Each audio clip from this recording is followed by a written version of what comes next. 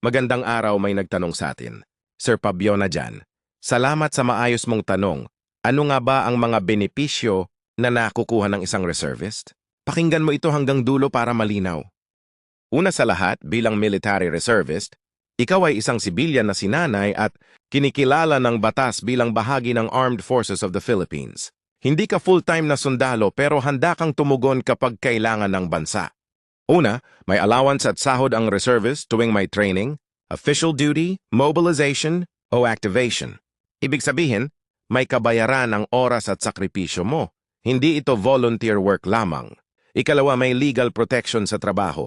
Kapag ikaw ay tinawag para sa reservist duty, hindi ka pwedeng tanggalin o parusahan ng employer mo dahil sa pagsisilbi mo sa bayan. Ikatlo, may training at skills development. Matututo ka ng leadership, disiplina, disaster response, first aid at survival skills. Mga kakayahang magagamit mo kahit sa civilian life. Ikaapat, may ranggo, promotion at pagkilala. Maaari kang ma-promote basis sa performance at haba ng serbisyo. At para sa iba, nagiging tulay ito sa mas mataas pang antas ng paglilingkod.